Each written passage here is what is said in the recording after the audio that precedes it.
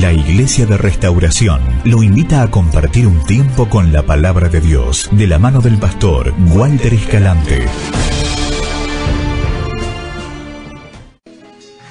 Amén, tome asiento, por favor. Decía, acá la encontré en la versión 1909 de la Reina Valera.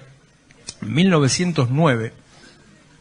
Es pues la fe la sustancia de las cosas que se esperan, y la demostración de las cosas que no se ven. Sustancia de las cosas que se esperan, material.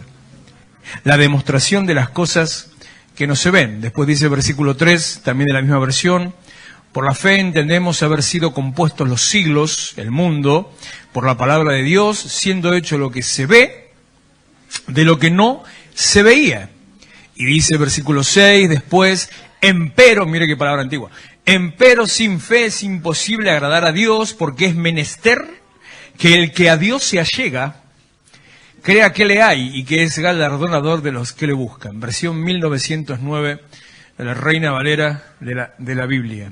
La fe es la materia prima que hace que se produzca, que se complete aquello que usted quiere hacer. Piense en algo que quiera cocinar y no le ponga el ingrediente principal. Haga un huevo frito sin huevo. No, usted se va a reír, pero lo que pasa es que a veces las cosas de Dios y las cosas con Dios son un poco locas y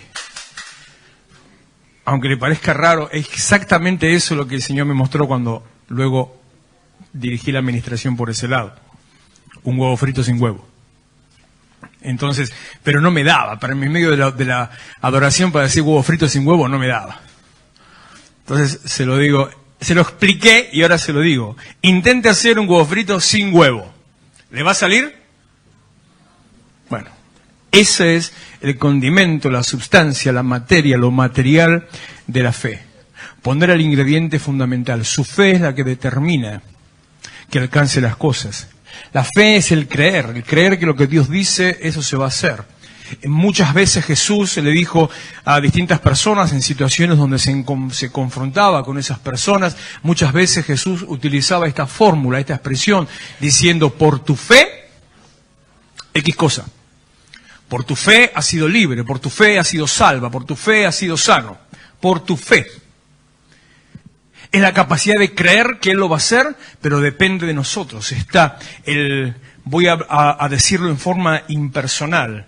Es como si hubiera una fuerza que está esperando activarse y la activación de esa fuerza es su fe. No es una fuerza, es el Espíritu de Dios y su fe es la que hace que traiga a la realidad de lo que no se ve, trae a lo que se ve, a la realidad, aquello que usted está esperando.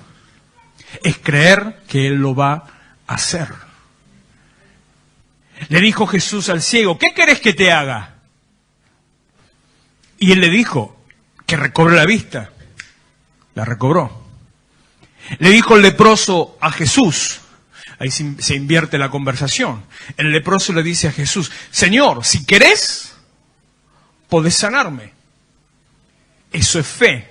Algunos toman eso como duda, como que este hombre no estaba seguro. Al contrario, este hombre tal vez de una posición de inferioridad, era leproso. Usted no se puede ni imaginar lo que es ser un leproso. Porque primero es una enfermedad que ya no existe o no existe como era en la época bíblica entre nosotros, entonces no hay nada con que se lo pueda comparar. Pero imagínese que usted es una persona que todo su cuerpo se le está pudriendo, a tal punto que se le va cayendo a pedazos. No es nada agradable, ¿no? Es una enfermedad del sistema nervioso y es infectocontagiosa, y al ser una infección, producto del sistema nervioso, y al ir descomponiéndose la piel y la carne, descomponerse,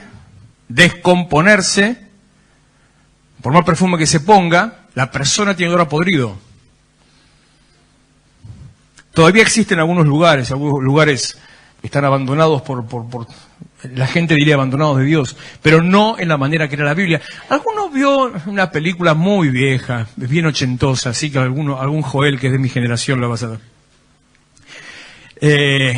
La película La Mosca.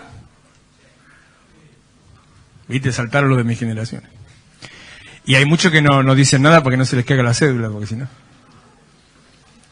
¿Se acuerda la escena? Los dos sinceros que dicen que se la acuerdan. Y el resto que era... ¿Viste la escena del espejo? Es... La oreja, la nariz, cuando se le cae la nariz...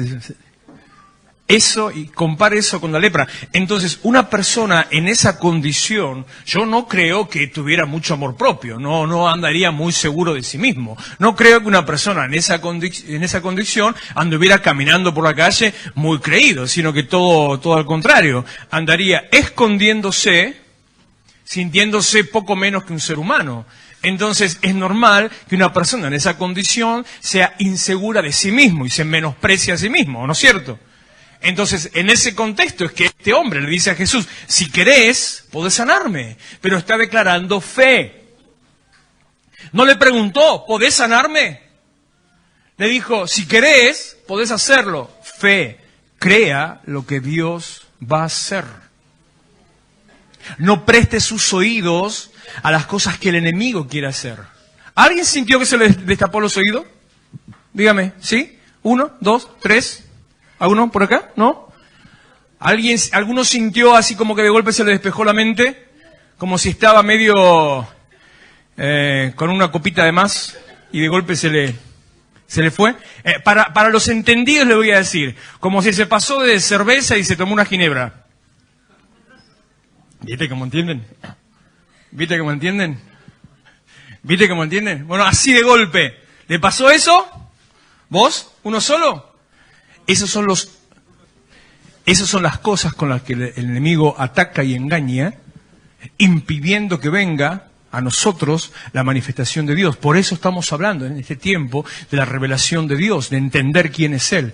Esas son las cosas que dice, según, si no me equivoco, no recuerdo si es, no lo busqué porque en una de las dos me voy a equivocar, o es 2 Corintios 4:4 o es Gálatas 4:4. Uno de los dos dice, creo que es 2 Corintios, en uno de los dos dice que el Dios de este siglo encegueció el entendimiento, no enmudeció, encegueció el entendimiento para que no le resplandezca la luz del Evangelio de la gloria de Cristo. Menos mal te dije no lo ponga. 2 Corintios 4:4. Como una venda que le pone para que cuando Dios esté obrando, no le resplandezca. O sea, esté Dios obrando y usted está chupando un clavo. No le llama la atención, no lo atrae, no le parece nada extraño, no le parece nada sobrenatural. Muchas de esas cosas en muchas cabezas es lo que estaba pasando. Y eso es por que el diablo, el Dios de este siglo, enceguece. La misma idea está en el libro de Jeremías. Jeremías lo dice con otras palabras. Dice vendas mágicas. Las vendas mágicas es lo mismo. Las vendas que envuelven, cubren los ojos, son producto, en ese caso, de hechicería y de maldición. Por puertas que usted pueda haber abierto, tal vez sencillamente por falta de fe. Y qué no decir porque se haya metido, como recuerdo hace muchos años, bueno, no tantos. Una hermana hace muchos años viene un día a contar un testimonio de algo que creo que era algo de una enfermedad, no recuerdo exactamente. Y me cuenta lo que tenía, lo que pasó, y lo que Dios hizo, y cómo Dios obró, y que había sido sana. Y cuando termina de decirme que había sido sana, me dice, bueno, yo fui a Gauchito Gil también, no sé.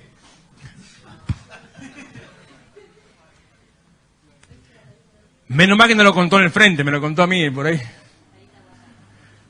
Sí. Entonces, pero bueno, no sé, yo necesitaba ser sana. Dice. No, usted no haga ese tipo de cosas.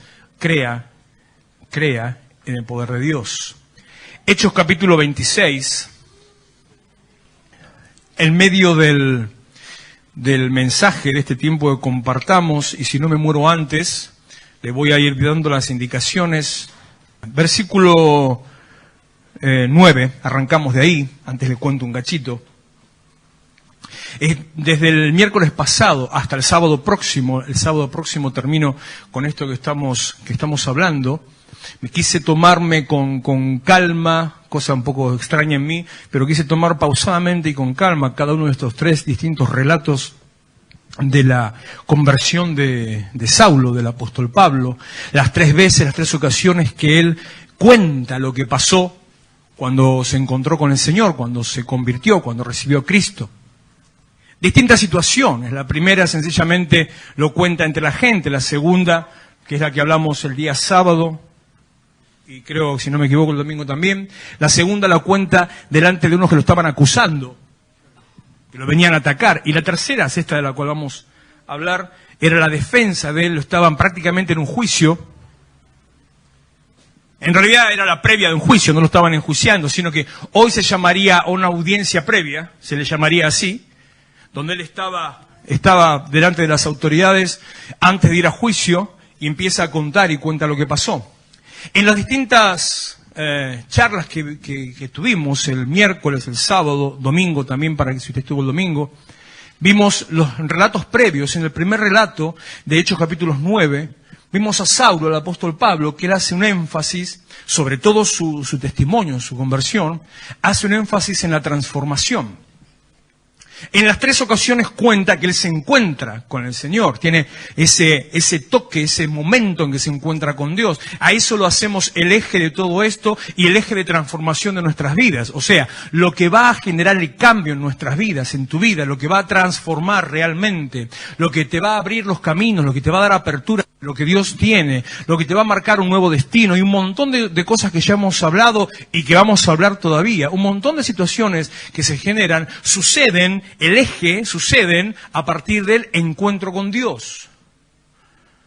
Y lo que pasa con el encuentro con Dios. Porque lo vimos, eso fue el día sábado, en el segundo relato, donde él hace el énfasis, tal vez el punto central o el tema no está tanto en su transformación, sino está puesto en la dirección. Cuando él habla en Hechos capítulo 22, está el tema puesto en que lo envía, que le da una dirección, que le pregunta qué hacer y Dios le dice lo que tiene que hacer. Pero ahí también vimos el día sábado y el día domingo que él se encontró con Dios. Y los que estaban con él también tuvieron una manifestación espiritual, tuvieron una experiencia sobrenatural. Hoy vamos a volver a ver ese mismo punto.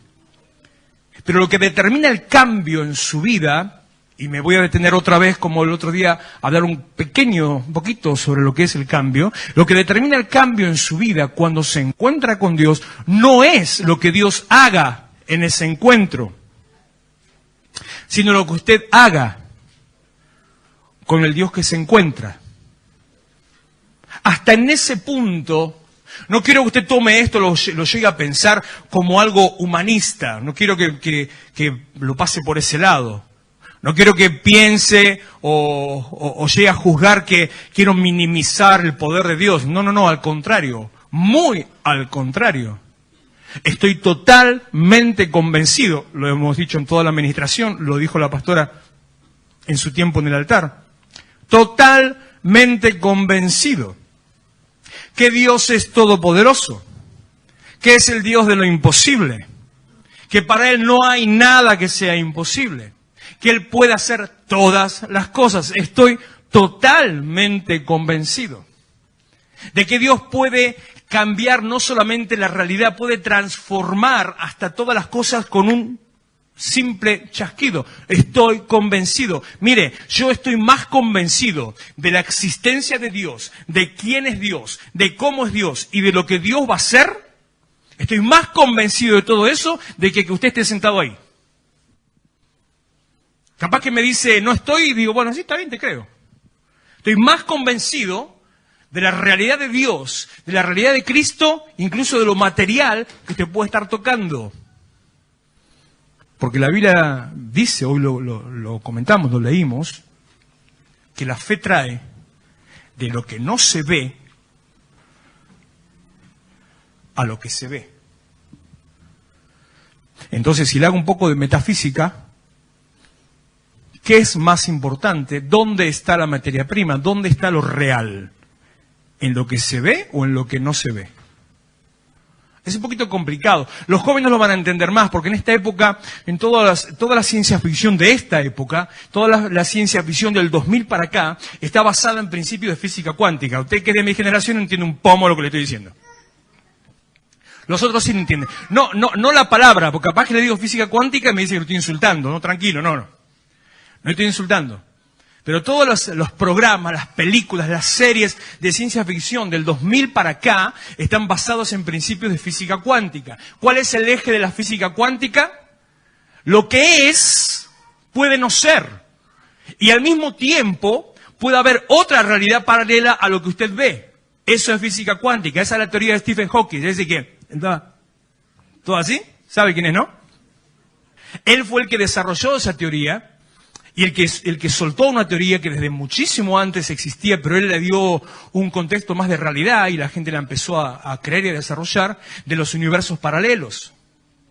De que existe al mismo tiempo, existen otras realidades, otros universos, otros mundos. Tierra 1, Tierra 2, Tierra X.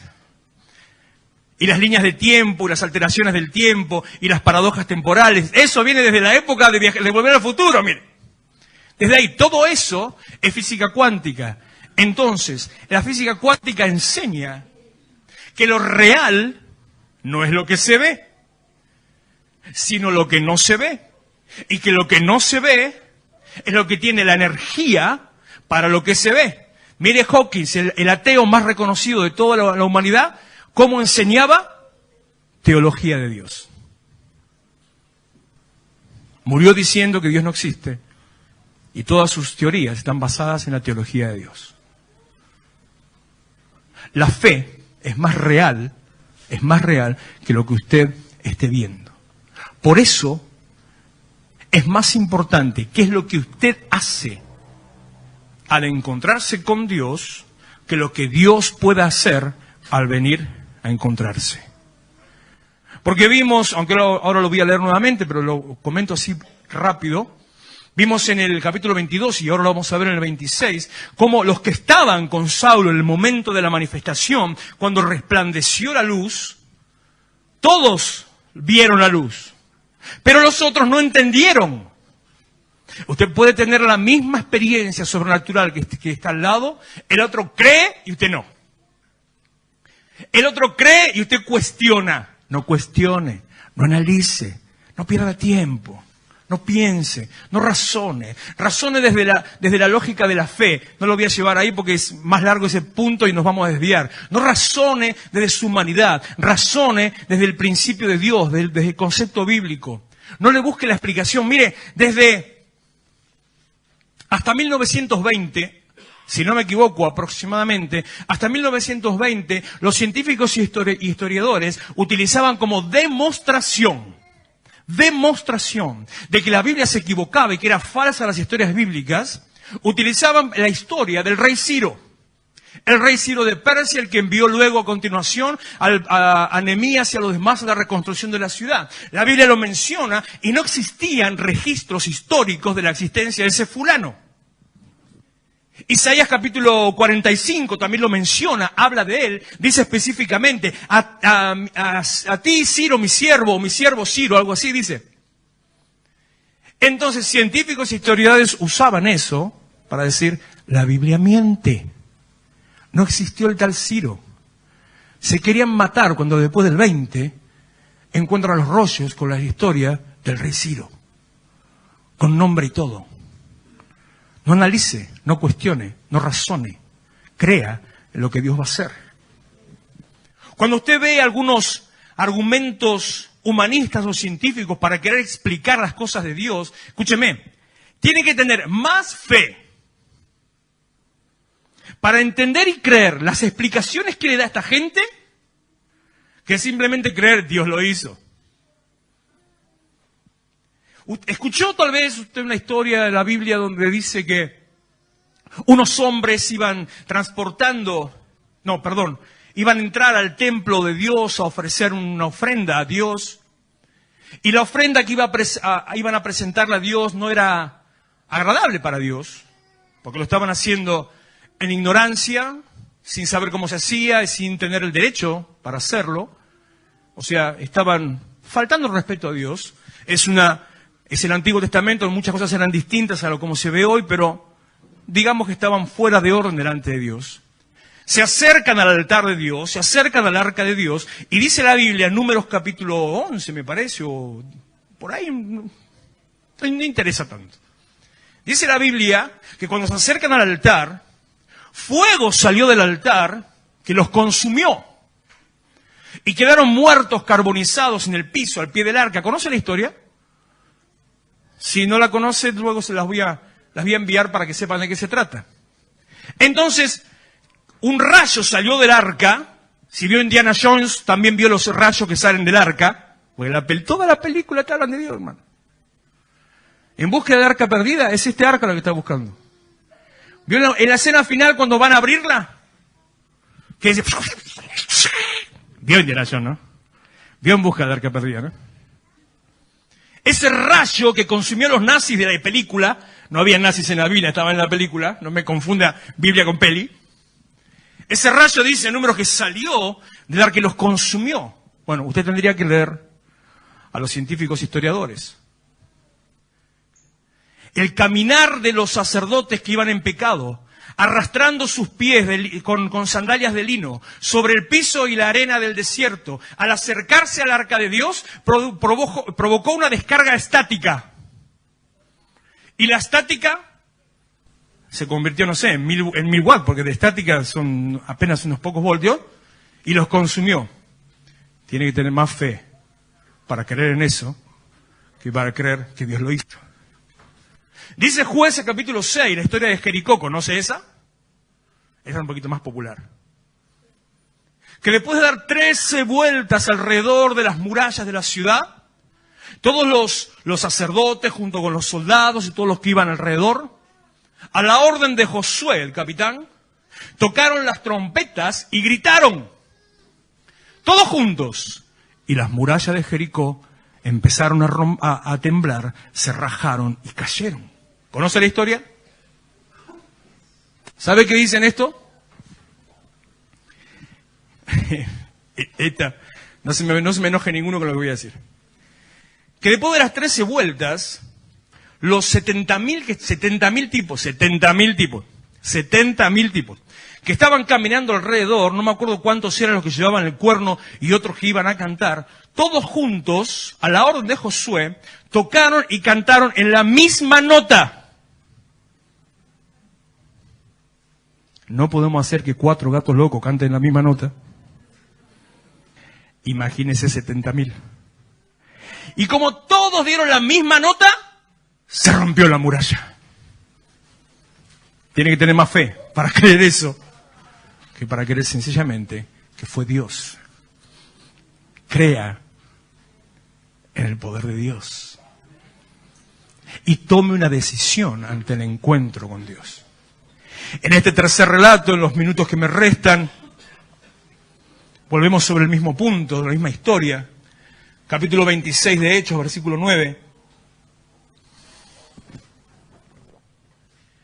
Yo ciertamente, dice Saulo, todavía era Saulo, había creído mi deber hacer muchas cosas contra el nombre de Jesús de Nazaret, lo cual también hice en Jerusalén. Yo encerré en cárceles a muchos de los santos, habiendo recibido poderes de los principales sacerdotes, y cuando los mataron, yo di mi voto.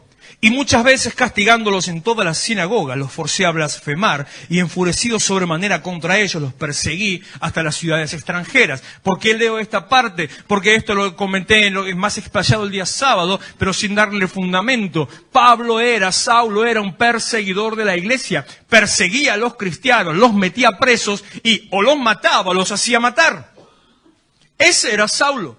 Y así empieza la historia contando lo que él hacía. No era ningún nene de pecho, no era ningún nene tranquilito. Era un tipo pesadito. Por eso en el capítulo 9 hace el énfasis en el cambio, lo que Dios hizo en su vida. Versículo 12. Ocupado en esto, buscando a los cristianos, iba yo a Damasco con poderes y en comisión de los principales sacerdotes, cuando a mediodía, oh rey, se está defendiendo la audiencia delante del rey Agripa. Cuando al mediodía, oh rey, yendo por el camino, vi una luz del cielo que sobrepasaba el resplandor del sol, la cual me rodeó a mí y a los que iban conmigo. ¿Se da cuenta? La manifestación sobrenatural le viene a todos por igual. Dios no hace diferencia. Dios no elige a uno y al otro. Dios se muestra. Tendríamos que hacer un paréntesis con lo que acabo de decir, porque ese es uno de los mitos de la iglesia. Es decir, muchos son los llamados y pocos los escogidos. Y a partir de ese texto, de ese versículo, muchos son los llamados, pocos los escogidos, se han tejido un montón de manipulaciones sobre la gente, lo que te llevan a pensar, bueno, Dios a mí me elige, Dios a mí no me elige. Y a creer que hay distintas clases de cristianos, de primera, segunda y de tercera categoría. Y que vos sos mejor porque Dios te eligió y vos no porque Dios no te eligió. Y vos no das fruto porque Dios no te eligió. Mentira del manipulador.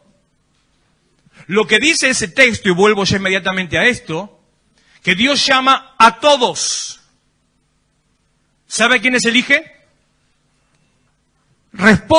Elige a los que responden, para utilizar la misma secuencia de llamar, responder. Dios llama a todos, elige a los que le responden. Al que no responde, no respondió. No es que Dios dijo, este sí, este no. Como cuando en la escuela se armaba el equipo y siempre a mí me dejaban al final. Siempre fui un perro para jugar a la pelota. Total. Hasta para el arco era malo. Ni comprando pelota servía. Nada. De esa manera, Dios elige a los que responden. Todos tuvieron la experiencia, todos vieron el resplandor, del cual Saulo dice, más brillante que el sol, la miércoles que brillaba. Qué curioso que cuando Jesús se lleva al monte a sus tres íntimos, a Pedro, Jacobo y Juan, cuando están con él ahí, dice que ellos, Juan, si no me equivoco, dice que se transfiguró su vestido y sus vestiduras eran más blancas que el blanco y más radiantes que el sol. Qué curioso, la misma figura del mismo Dios que se manifiesta. La cual me rodeó a mí y a los que iban conmigo. Verso 14. Y habiendo caído todos nosotros en tierra, oí una voz que me hablaba y decía en lengua hebrea, Saulo, Saulo, ¿por qué me persigues? Dura cosa te es dar coces contra el aguijón. Todos reciben lo sobrenatural. Todos reciben la manifestación. Todos tienen la oportunidad de acercarse a Él cuando Él viene hacia nosotros. Usted elige. Y si elige, entonces le es revelado. La revelación cambia tu vida. La revelación te transforma. La revelación te da dirección. Decía también el otro día, y sobre esto quería hablar un poquito más, el cambio que Dios hace en vos no es cambio. No te cambia Dios cuando te cambia. Lo que hace Dios en realidad cuando te cambia, cuando decimos que te cambia, lo único que hace Dios en vos es sacar lo que está de más y volver a hacer renacer o resurgir, mejor dicho, lo que Él hizo de vos. Fuiste creado a imagen de Dios. Dios no necesita cambiarte, Dios necesita ponerte como era. Dios necesita restaurarte, Dios necesita ponerte en cero, Dios necesita hacer un reseteo con tu vida. No tiene que cambiarte. Ahora sí, el cambio que hace después es, siendo la misma persona que eras, ibas para allá, ahora vas para allá. Siendo lo que Dios creó, antes perseguías cristianos, ahora ganás cristianos. Pablo no cambió, siguió siendo el mismo. Transformado, renovado por el Espíritu de Dios, dejando fluir lo que Dios había hecho en él. Hay un montón de cosas en tu vida que todavía están tapadas por situaciones que viviste. Un montón de cosas. Problemas, engaños, traiciones, mentiras, estafas, manipulación. Problemas en el trabajo, problemas económicos, problemas de salud. Un montón de cosas que tapan lo que Dios puso en vos. Esos problemas, esas situaciones se ponen sobre tu vida como si te estuvieran poniendo, te convierten en una mamushka. ¿Sabe qué es una mamushka, no? ¿Sí? ¿No? ¿Sí? ¿No? La muñequita rusa esa que es una dentro de otra. Que es de distintos tamaños, se va metiendo una dentro de otra. O una cebolla. Lo que hace Dios es sacar esas capas que se fueron metiendo una tras otra, y hoy te hacen una persona tal vez desconfiada, tal vez triste, tal vez amargada, tal vez callada, tal vez conflictiva, conflictuada, tal vez aislada, encerrada, introvertida, montón de cosas que hizo te edificó lo que pasó a tu alrededor. Pero cuando Dios empieza a romper y a sacar y a sacar y a sacar, sale lo que eras. Lo que tal vez eras siendo niño, siendo niña, lo que tal vez eras cuando estabas en la escuela, lo que tal vez eras antes que alguien abusó de vos, lo que eras. Empieza otra vez. Y ahí Dios hizo la restauración completa, la obra completa. Y empieza a usarte para el propósito que Él tiene con tu vida. La revelación de Cristo, la revelación de Dios te da propósito, te da dirección, te envía, te dice para qué estás, para qué viniste, para qué existís.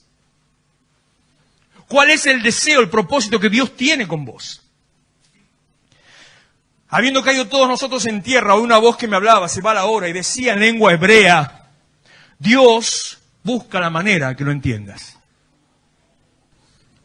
No le habló en japonés a los judíos, le habló en lengua de los judíos. Dios va a hablar a tu corazón en la manera que le entiendas. Y no estoy diciendo en castellano.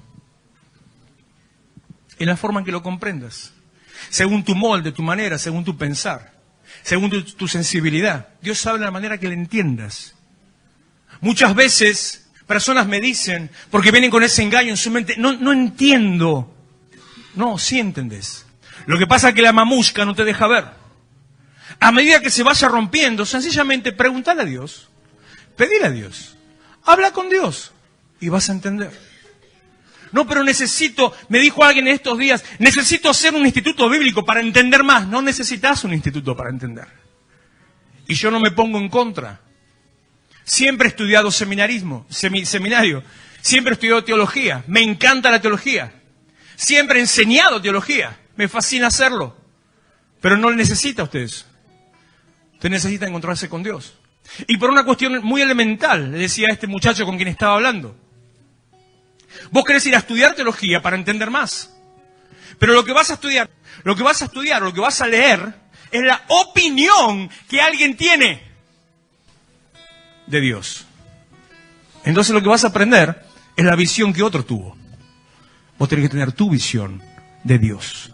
Esa se encuentra en la Biblia y en la comunión con Dios. Y si está bajo cobertura en la iglesia, no vas a salir disparado para ningún lado. Vas a tener el marco de contención, que si algo estás interpretando mal, vas a saber por dónde llevarlo. Usted necesita tener revelación.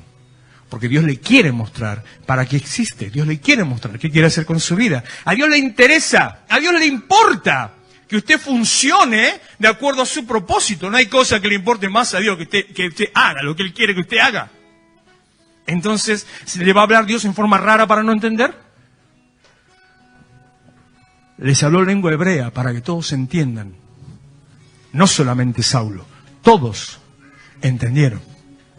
¿Por qué me persigues? Dura cosa te es dar cosas contra el aguijón. Yo entonces dije, ¿quién eres, Señor? Y el Señor dijo, yo soy Jesús, a quien tú persigues, revelación. Pero, dijo la pastora, levántate. Levántate. ¿Tenés revelación? No es lo que Dios haga con vos lo que determina tu destino y tu bendición. Es lo que vos hagas con Dios lo que determina cómo te va. Levántate. Y no solamente eso, no alcanza con levantarse, sino que inmediatamente de levantarse, me causa gracia esa frase, es graciosa. En Centroamérica se usa en forma normal, la he escuchado muchas veces en las iglesias y siempre me tentaba de risa, me tenía que callar, porque parece una obviedad, una redundancia. Le dicen en la iglesia, están por predicar o van a orar o qué sé yo, en Centroamérica le dicen, póngase sobre sus pies. Dice, parate, hermano, listo, más fácil. Levántate, ponte sobre tus pies. Levántate y afirmate, quiere decir. Levántate y permanece firme. Levántate y establecete. ¿Qué significa establecete? Levántate y toma tu lugar. Toma tu lugar. Levántate, parate sobre tus pies. Afirmate, establecete, determinate, toma una determinación que lleve consigo una acción. La decisión no es simplemente voy a hacer, la determinación no es bueno, me decido, voy a hacer. Lo que usted tiene que hacer es hacer. No llene su mente, no engañe a su mente. Mire, hoy leí algo que me vino al pelo ahora en este momento. Un médico que decía, la mente es muy fácil de engañar. Y yo digo, tal cual. Y este médico decía, mire qué cosa loca. Está buena para poner en práctica. Usted se siente mal, sonría. No te da ganas de sonreír cuando te sientes mal, ¿no? Se siente mal, sonría. Su mente interpreta un momento de gozo y empieza a enviar dopamina y se empieza a sentir bien. Dije, Y no estamos hablando de ninguna brujería, es pura química cerebral, pura biología, puro funcionamiento de tu cuerpo. Pero nosotros engañamos a la mente cuando yo digo, lo voy a hacer. Ya está. El lunes empiezo la dieta. O no sé qué. El lunes empiezo el gimnasio. En el próximo culto diezmo. Eso para algunos que le tengo que decir, te están dando mal, no seas tonto. Diezma. Sé vivo, sé sabio. No permitas que el diablo te venga a robar, a meter la mano en el bolsillo. Tapale la boca. Más que taparle la boca, me encantaría poder decirle meter una patada en la boca, pero queda mal, entonces no lo digo. Tapale la boca. Cuando te venga a decir, no te va a alcanzar, diezma, Dios te va a dar 10 veces más. Es tremendo lo que Dios va a hacer. Lo que usted crea es lo que Dios va a hacer. Si usted no le da a Dios porque cree que no le va a alcanzar, ¿sabe qué va a pasar? No le va a dar a Dios y tampoco le va a alcanzar. Así funciona la fe. Pero usted dele a Dios. Le va a alcanzar. ¿Y sabe qué va a pasar? Le va a sobrar. Mientras todos estén desesperando, a usted le va a sobrar. Te vas a comprar auto, vas a tener casa, te va a sobrar. Te van a aumentar el sueldo, le va a sobrar. Porque vendrán a mi lado, caerán a mi lado 1000, 10.000 a mi diestra, pero a usted no le va a pasar. Van a andar llorando, van a andar haciendo piquete, van a andar tirando bomba molotov al lado suyo, van a estar, Macri gato, te dije al gato. ¿Usted confía en Dios? A usted no le va a llegar. Ya termino, no se me enoje, ya termino. Levántate, ponte sobre tus pies, porque para esto he aparecido a ti. Propósito, dirección, para ponerte como ministro, siervo de Dios y testigo de las cosas que has visto y de aquellas en que no solamente te da propósito, no solamente te dice lo que va a hacer con lo que está haciendo con vos y para qué te quiere, sino que encima ya te abre el camino de todo lo que va a hacer con vos. Levántate, párate sobre tus pies, porque para eso vine a vos, para que seas testigo de lo que hice, lo que hago y de aquellas en que me apareceré a ti. Ya te está avisando todo lo que va a hacer y las veces que se va a seguir manifestando en tu vida. Tenga fe. Crea, no dude, no tenga temor. Es más barato tener fe. Versículo 17. Librándote de tu pueblo y de los gentiles a quienes ahora te envío. Repito, 16. Porque para esto he aparecido a ti, para ponerte por ministro y testigo de las cosas que has visto y de aquellas en que me apareceré a ti, librándote de tu pueblo. Lo sacó del pueblo. Lo sacó de su entorno, lo sacó de su ambiente, lo sacó de su gente. Y ya está, nunca más. Y lo volvió a meter. ¿Para qué lo sacó? ¿Para qué Dios sacó a Moisés de en medio del pueblo de los judíos y lo mandó a vivir con los egipcios y después lo mandaba de vuelta a los judíos? ¿Qué gana complicarlo, hermano? Parece oficina del Estado eso. Firme acá, ponga sello. No, le falta un sello. No, le falta una firma. Me dijeron que venga acá, no tiene que ir a aquella, voy a aquella. Me dijeron que venga acá, no tiene que ir a la otra. Parece eso. Saco a Moisés de los judíos, mando a Moisés a los judíos. Saco a Pablo de los judíos, mando a Pablo a los judíos. ¿Está loco Dios? Dios necesita sacarte del contexto de tu miseria y de tu fracaso para edificarte en la soledad y en el desierto.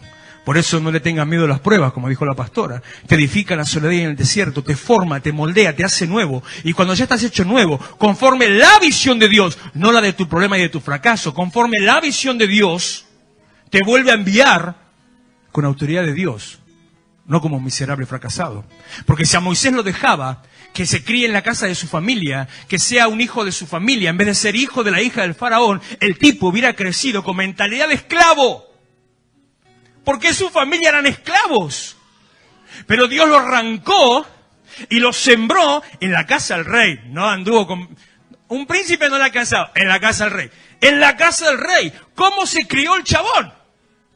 Recreído, el tipo, yo príncipe. ¿O no? ¿O no le pasaría a usted lo mismo? Recreído.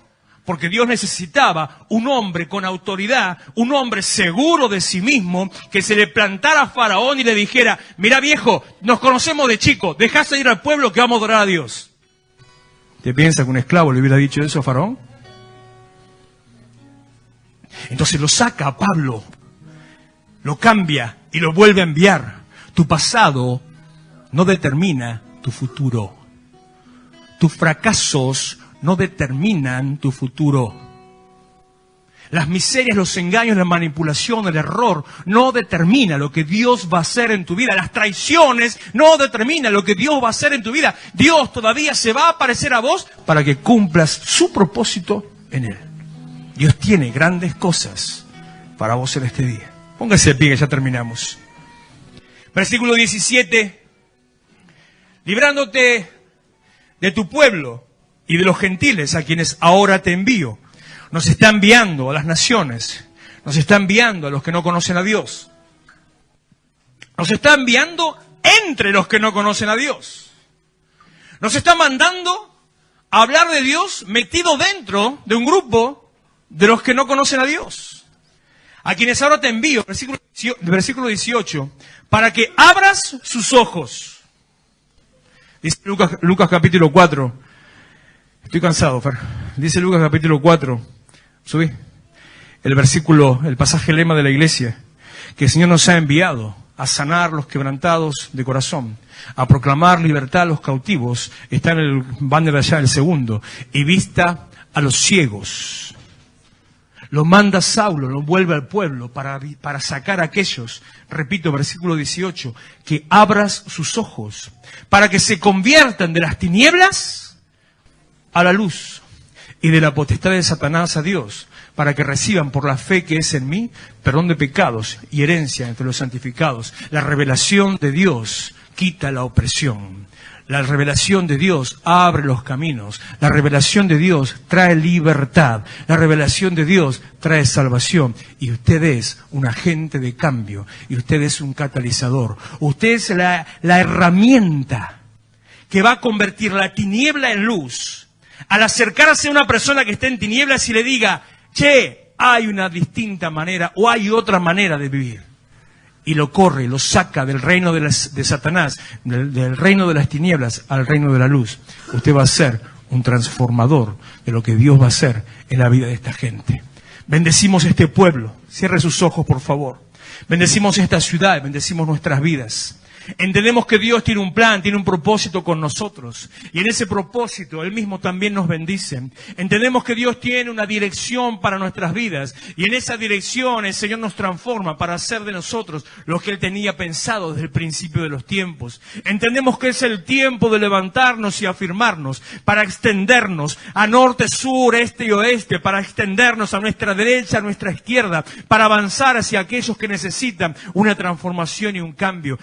Entendemos que Dios nos está llamando para ser transformadores, para ser agentes de cambio. Padre, en el nombre de Jesús, yo bendigo tu iglesia, bendigo tu pueblo, bendigo cada uno en esta noche, Señor, y declaro que aquel que ha venido en angustia, en dolor, en miseria, en fracaso, en necesidad, al encontrarse contigo, Señor, su vida ha sido transformada, su vida está siendo moldeada, Señor, conforme el plan que vos tenías al principio. En el nombre de Jesús declaro, Señor, que aquel que estaba en oscuridad, en tinieblas, sus ojos, Señor, cegados, con vendas en su cabeza, en su mente, en sus ojos, esas vendas han sido removidas, ese pensamiento ha sido renovado. Señor, en el nombre de Jesús, yo declaro que todo aquel que se ha levantado y decide ahora ponerse en pie, los caminos son allanados, los pasos son enderezados. Señor, lo torcido se endereza para que alcance la bendición y cumpla el propósito para el cual lo llamaste. Padre, en el nombre de Jesús, yo declaro sobre cada vida, sobre cada familia, los que estamos aquí en esta noche, a aquellos que se reúnen otro día,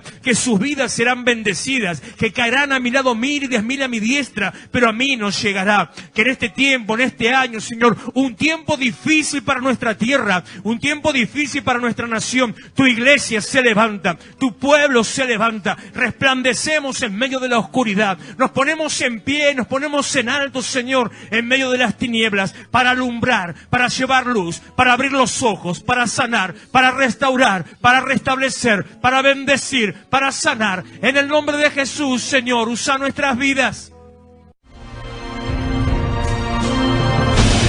Iglesia de Restauración, Avenida San Martín 2324, Florencio Varela. Los esperamos los miércoles a las 20 horas, sábados 19:30 y los domingos, reunión de jóvenes a las 18 horas.